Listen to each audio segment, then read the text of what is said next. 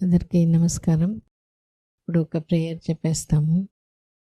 ఇక్కడ చేరి ఉండే తల్లిదండ్రులందరూ కూడా మంచి బిడ్డ అంటే దీర్ఘాయుష్తో, మంచి ఆరోగ్యం, మంచి గుణాలు, మంచి తెలివితేటలతో తల్లిదండ్రుల మాటల్ని బాగా అర్థం చేసుకొని వాళ్ళతో లాస్ట్ వరకు తోడుగా ఉండే బిడ్డ, అన్నిట్లో ఉన్నత స్థాయిని తీసుకోవడం, మారల్ వాల్యూస్ స్ట్రాంగ్గా ఉండే ఆ సమాజానికి, ఫ్యామిలీకి ఒక మంచి గిఫ్ట్గా ఉండే బిడ్డని హ్యాపీగా, ఈజీగా, కాన్ఫిడెంట్గా తీసుకుంటారు అని మనస్ఫూర్తిగా ప్రార్థిస్తున్నాను. సో అదే మామూలుగా మనం చెప్తాం టాక్ టు బేబీలో మనం ఇది ఫలానా చెప్పాలి, ఫలానాది లేదు అనేది లేదు. It is left to your choice. ఇప్పుడు మనం ఒకటి తెలుసుకోవాల్సిందంటే ఆ బేబీకి ఆ మదరే బెస్ట్, ఆ మదర్కి ఆ బేబీనే బెస్ట్, అట్లా ఉంటుందన్నమాట. సో దాన్ని ఆ బేబీతో మనం బాండింగ్ ఏర్పరచుకోవడమే ఆ టాక్ టు బేబీ యొక్క ఫైనల్ గోల్.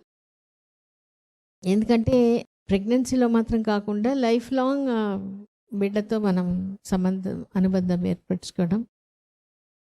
సో మన బేబీ కార్డ్ తీసుకునింది, బ్రీచ్ నుంచి దీనికి వచ్చింది, టిఫాలో బాగా హెల్ప్ చేసింది, ఎన్టీ స్కాన్లో కూడా బాగా హెల్ప్ చేస్తుంది.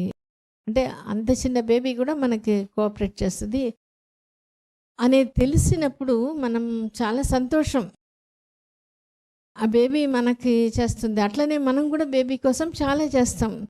మనకి బేబీకి కావాల్సిందే తింటాం, మనకు కొన్ని ఇష్టమైన విషయాలు కూడా తినము, సెల్ ఫోన్స్ అన్నీ చూడకుండా ఉంటాం. బేబీ కోసం మనం అది ఇష్టంగా, ఆ సాక్రిఫైస్ అనేది ఇష్టంగా చేసేస్తాం.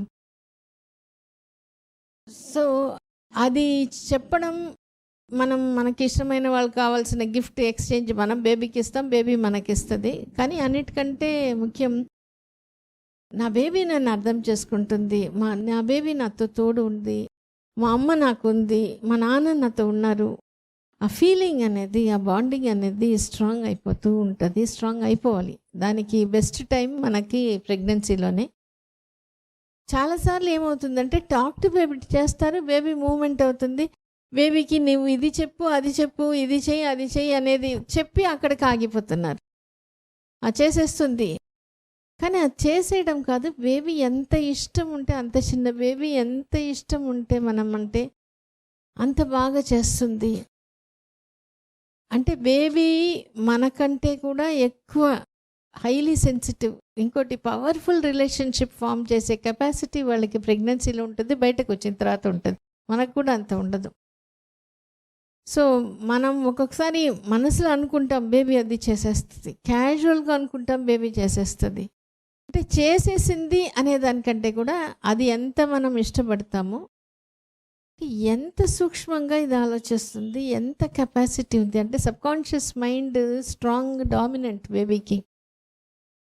కాబట్టి అది తెలుసుకునేటప్పుడే ఆ బేబీకి అబ్బా నన్ను అర్థం చేసుకున్నావు కదా, ఇంత చేసినావు కదా అనేటప్పుడు మన గ్రాటిట్యూడ్, ఆ బేబీ కూడా అది ఫీల్ అవ్వడం, ఆ బాండింగ్ స్ట్రాంగ్గా రావడం, అది ఉన్నప్పుడు ఆ హ్యాపీ ఫ్యామిలీ వస్తుంది. ఆ హ్యాపీ ఫ్యామిలీ ఉన్నప్పుడు, అట్లా ఉన్నప్పుడే మనం స్ట్రాంగ్గా వేసేసేయాలి మారల్ వాల్యూస్. అది ఇప్పుడు మనకి నీడ్ ఆఫ్ అవర్ అదే. ఎందుకంటే మన బేబీ ఎంత స్ట్రాంగ్గా ఉండాలి, సక్సెస్ఫుల్గా ఉండాలి, వేరే వాళ్ళకి హాని చేయకూడదు, అట్లనే వేరే ఏదైనా వస్తే స్ట్రాంగ్గా ఎదుర్కోవాలి. అంత వాల్యూస్. అందుకనే మంచి వాళ్ళు జీవిత చరిత్ర చదవండి. అబ్దుల్ కలాం గారిది, స్వామి వివేకానంద్, మదర్ తెరీసా, ఛత్రపతి శివాజీ మహారాజ్, ఇదంతా చదివేటప్పుడే ఇంకొకటి మన ఫ్రీడమ్ స్ట్రగుల్, ఇది చదివేటప్పుడే మనకి బాగా. ఎందుకంటే ఆ థాట్ ఒక్కొక్కసారి మళ్ళీ మళ్ళీ మళ్ళీ అనుకోవడం, నా బిడ్డ ఒక చాలా ఉన్నతమైన వ్యక్తి. అందుకనే వ్యక్తి ఒక జీవిత చరిత్ర ఎందుకు చదవాలి అంటే క్వాలిటీస్ అనుకుంటే అబ్స్ట్రాక్ట్, నువ్వు ధైర్యంగా ఉండాలి. కానీ ధైర్యంగా అంటే అదే స్వామి వివేకానంద, ఛత్రపతి శివాజీ ఎంత ధైర్యంగా ఉన్నారు అనేటప్పటికి ఆ నామం చెప్పినప్పుడు రూపం కూడా, రూపం అండ్ నామం రెండు కలిసి అది ఉన్నప్పుడు మనకి ఆ క్వాలిటీస్ అనేది ఈజీగా మనలో దిగిపోతుంది. స్వామి వివేకానంద ఈ ధైర్యం గురించి మనం తెలుసుకోవాలి. ఒకసారి కాశీలో పోతున్నప్పుడు చాలామంది కోతులు ఆయన తరుగుతుంది. ఆయన పరిగెత్తుతున్నారు భయంతో.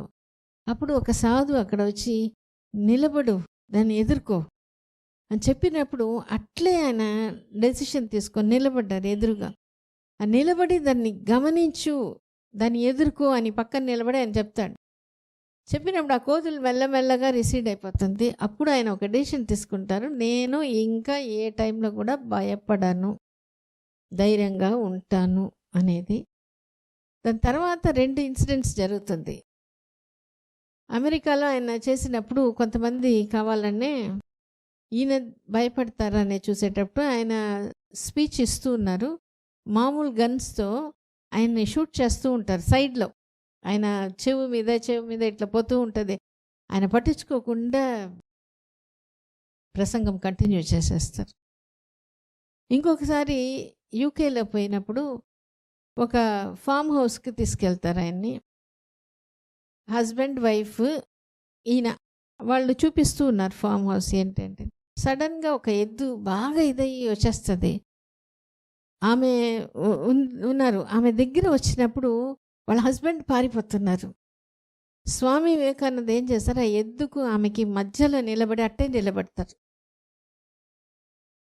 ఆ ఎద్దు మెల్లగా వెళ్ళిపోతుంది. అప్పుడు వాళ్ళ హస్బెండ్ వచ్చి చెప్తారు, ఎట్లా మీరు చేస్తున్నారు అంటే, ఏమవుతుంది, ఒక్కవేళ ఏమైనా అయితే నాకే కదా అవుతుంది, it's an opportunity to help her అంటే ఆ క్లారిటీ ఆఫ్ థాట్, ఆ ఎరుకలో కలిసి ఉన్నప్పుడే మన ఆలోచన చేస్తాము. ఎక్కడో అది మళ్ళీ మళ్ళీ మళ్ళీ ఆలోచించి ఎరుకలో వచ్చేసేయాలి. అప్పుడు మనకు అది వస్తుంది. సో ఇట్లాంటిది మనం చేసినప్పుడు, ఇట్లాంటి వాళ్ళు ఇన్సిడెంట్స్ తెలుసుకునేటప్పుడు మనం నెమరు వేసుకోవడం మనకు ఈజీ. అది చిన్నప్పటి నుంచే ఎందుకు చేయాలి. అప్పుడు మన బిడ్డకి కూడా, ప్రహ్లాదుని మనకు తెలుసు, వేరే కొన్ని ప్రహ్లాదుడు క్యారెక్టర్ వైజ్ ప్రెగ్నెన్సీలోనే అమ్మ నిద్రపోతున్నా కూడా ఆయన నారద మహర్షి చెప్పాడు, ప్రహ్లాదుడు కూడా ఆ లెవెల్ ఎలివేటెడ్ సోల్ కాబట్టి అది తీసుకోగలిగాడు. అందువల్ల పుట్టిన తర్వాత ఎంత కష్టం వచ్చినా కూడా ఈజీగా ఎదుర్కోగలిగాడు. అది మనం అనుకోవాలి. దానికి ఎందుకు చిన్నప్పుడు నుంచి గర్భంలో, దాని తర్వాత మంచి ఆలోచన, చాలా స్ట్రాంగ్గా మారల్ వాల్యూస్ ఎందుకు ఇవ్వాలి, ధైర్యంగా ఎందుకు ఉండాలి, తర్వాత సక్సెస్ ఇదంతా నీకు అవుతుంది అనేది రోల్ మోడల్స్ ఫోటో అయినా పెట్టేసేసి నువ్వు అట్లా ఉంటావు. నువ్వు ఏ క్వాలిటీ వాళ్ళల్లో మనకి ఇష్టం ఉంటుందో ఆ క్వాలిటీ నీకు వస్తుంది అనేది ప్రెగ్నెన్సీ ఆఫ్టర్ డెలివరీ కూడా మనం చెప్తూ ఉండడం. ఈ ఎందుకు చిన్నప్పటి నుంచి మనం చెప్పాలి, దాని ఉపయోగం ఏంటి? జపాన్లో మనకు అందరికీ తెలుసు, వాళ్ళు టీ ఎక్కువగా తాగుతారు. నెస్లే కంపెనీ వాళ్ళు కాఫీ జపాన్లో స్ప్రెడ్ చేయాలి అని చేసినప్పుడు ఆ మార్కెటింగ్ చాలా ఫెయిల్యూర్ అయిపోయింది. ఎన్నో అడ్వర్టైజ్మెంట్ చేశారు, అన్నిట్లో ఏం ఫాల్ట్ ఏం లేదు.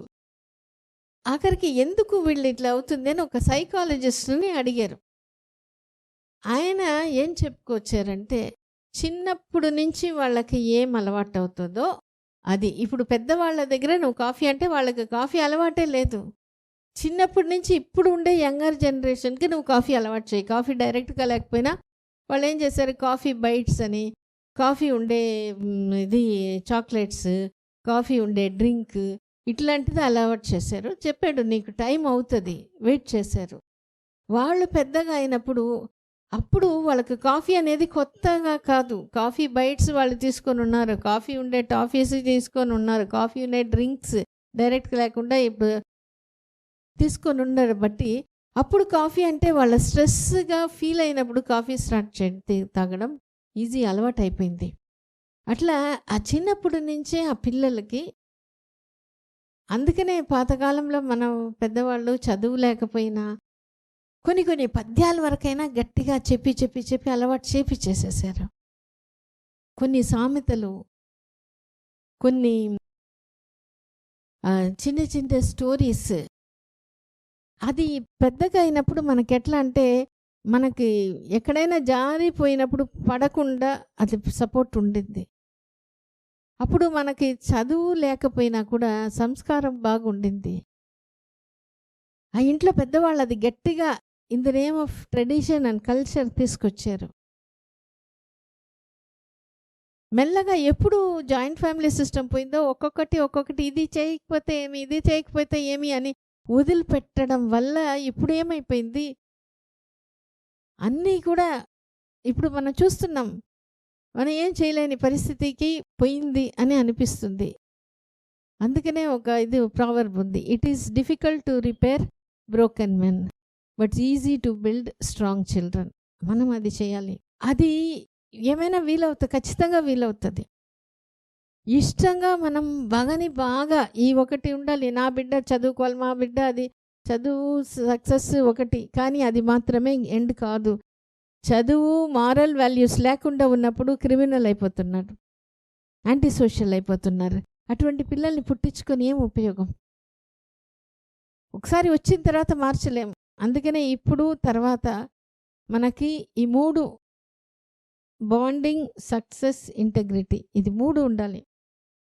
ప్రేమ ఉండాలి తల్లిదండ్రుల పట్ల, సక్సెస్ ఖచ్చితంగా ఉండాలి, అది ఏం పెద్ద విషయం కాదు. అట్లనే నిజాయితీగా ఉండాలి ఏ పనిలో కూడా, ఎప్పుడు కూడా. ఇటువంటి దానికి మనం ఎదుర్కొనే శక్తి, ధైర్యం ఉండాలి. ఇది కానీ 3 మనం చిన్నప్పటి నుంచే మనం చెప్పి చెప్పి అలవాటు చేసేసుకుంటే వాళ్ళు పెద్దగా అయినా కూడా వాళ్ళకి అది ఈజీగా వచ్చేస్తుంది. వాళ్ళు అట్లా ఉండడం, వాళ్ళకి పెద్ద కష్టపడి వాళ్ళు చేయాల్సిన అవసరం లేదు. మొన్న ఒక ఆమె దగ్గర మాట్లాడుతున్నప్పుడు ఆమె ప్రెగ్నెన్సీ కోసం ట్రై చేస్తున్నారు. ఒక మాట అన్నారు, చాలా నాకు ఇంకా అది అంత ఒక సంతోషం. నాకు ఒక బిడ్డ దేశానికి సేవ చేయడానికి కోసం కావాలి. ఎందుకు నీవు ఆ మాట పదే పదే వాడినప్పుడు, ఎందుకు మీ ఇంట్లో ఎవరైనా ఫ్రీడమ్ ఫైటర్స్ ఎవరైనా ఉన్నారా? ఎవ్వరు లేరు, మా తల్లిదండ్రులు కూడా చెప్పలే. కానీ నాకు ఎందుకో దేశం పట్ల అంత ఇష్టం. చిన్నప్పుడు డ్రాయింగ్ ఏమైనా ఏమంటే నేను మహాత్మా గాంధీ, సుభాష్ చంద్రబోస్ వాళ్ళదే గీస్తాను. అంటే అది తెలియకుండా కొంతమందికి వచ్చేస్తుంది. ఇప్పుడు అది ఎవరికైనా కూడా ఆ థాట్ అందరికీ కూడా మనకి ఇష్టమైన వాళ్ళు దాన్ని ఇంకా బాగా ఎక్కువగా తీసుకోవాలనే దానికోసం షేర్ చేసుకుంటున్నాం. కొంతమంది దాన్ని స్ట్రాంగ్ చేసుకొని దాన్ని ఆచరణలకు తీసుకొస్తారు. ఆ బిడ్డలకి అది నూరిపోస్తారు. అది మనం చేయాలి. ఇది మనం ఏదో కొత్తగా చేసేది కాదు, మన పెద్దవాళ్ళు చేసిందే. అది మన ఇది మర్చిపోయినాం, కానీ ఇప్పుడు అది మళ్ళీ తీసుకురావాలి. అన్నిట్లో పవర్ఫుల్ అవ్వాలి. అంటే మన దేశం మాత్రం కాదు, మన దేశం అయితే ఖచ్చితంగా we will be the guiding light for other nations. ఎందుకంటే మనకు మానవతా దృక్పథం ఉంది, సక్సెస్ ఉంది మనకి. సో అందుకనే మనం అటువంటి బిడ్డలనే పుట్టిస్తాము. ఇప్పుడు ఉండే సొసైటీలో కూడా మార్పులు రావాలి, మనుషుల్లో కూడా మార్పులు రావాలి అనేది మనం అనుకోవాలి. కానీ మనకు తెలిసిన వాళ్ళ బిడ్డ, ఏ బిడ్డ చూసినా కూడా ఈ 3 విషయాలు వాళ్ళకి రావాలి. బాండింగ్, సక్సెస్, ఇంటెగ్రిటీ, ఇది 3 వాళ్ళల్లో గాఢంగా దిగిపోవాలి. మన దేశంలో మాత్రం కాదు, ప్రపంచవ్యాప్తంగా అన్ని బిడ్డల్లో, పెరిగే బిడ్డల్లో ఇది రావాలి అని. దానికి ఈ ప్రెగ్నెన్సీ అనేది మనకి ఒక మంచి అవకాశం. అందరూ అట్లా ఉంటారని మనం కోరుకుంటే ఖచ్చితంగా అవుతుంది. ఎందుకంటే ఏ జర్నీ అయినా ఫస్ట్ స్టెప్‌తో స్టార్ట్ అవుతది. ఏ జర్నీ అయినా ఒక కొన్ని స్లోగానే అది స్టార్ట్ అయిపోతది. గంగా స్టార్ట్ అయినప్పుడు ఒక చిన్న పాయలాగానే స్టార్ట్ అవుతది. సముద్రానికి చేరే కొద్దీ ఎక్కువ ఎంత విశాలంగా అయిపోతది. టైం ఇచ్చే కొద్దీ ఆ థాట్ పవర్‌ఫుల్ అవుతది. అందుకని మన దేశం ఖచ్చితంగా అంతకుముందు ప్రీవియస్ గ్లోరీ మనం తీసుకురావాలి. చాలా ఉన్నతమైన సిటిజన్స్‌గా మనం ఉండి, మన బిడ్డల్ని కూడా అట్లనే మనం తయారు చేసి, ఈ థర్డ్ వరల్డ్ వార్ అనేది రాకూడదు. వాళ్ళందరిలో కూడా ఎక్కడో ఒక దగ్గర అశాంతి అంతా పోయి, భద్రతా భావం, శాంతి రావాలని. ఎందుకంటే వాళ్ళు ఎక్కడో ఉన్నా కూడా మన బ్రదర్స్ అండ్ సిస్టర్సే అని ప్రతి వాళ్ళు ఎప్పుడో ఒక్కసారి ఆలోచించినా కూడా ఆ ఆలోచనకంత పవర్ ఉంటది. అందుకని అది మనం అనుకొని మన బిడ్డని మన వంతు మనం చేసేది ఇది మనకి, మన ఫ్యామిలీకి, మన దేశానికి, మన ప్రపంచానికి మనం ఇచ్చే మంచి గిఫ్ట్‌గా మనం అనుకుంటాము. అది చేస్తామని అనుకొని అంటే ఈ థాట్ మనం అందరూ తీసుకుంటున్నారు ఆల్రెడీ. చాలా సంతోషం. ఇంకా ఏమైనా మీరు డౌట్స్ ఉన్నా కూడా కౌన్సిలర్స్ ఉన్నారు. విజయలక్ష్మి, శాంత మేడం వాళ్ళకి చెప్పొచ్చు. తర్వాత సుధా మేడం కూడా ఉన్నారు. యాక్టివిటీలో వచ్చేవాళ్ళు. ఆమెకు కూడా చెప్పొచ్చు. ఇంకా ఏమైనా డౌట్ ఉంటే వాళ్ళకి లెవెల్‌లో క్లియర్ చేస్తారు. లేదంటే నన్ను అడిగి చేస్తారు. ఒకవేళ ఏదైనా డౌటో, బాధనో అది ఏమైనా ఉంటే షేర్ చేసుకుంటే తప్పకుండా షేర్ చేసుకోండి. ఎందుకంటే మనకి డౌట్, బాధ, భయం ఈ 3 ఉంటే ప్రెగ్నెన్సీలో ఏదో ఒక ప్రాబ్లమ్‌గా అది చూపిస్తదనమాట.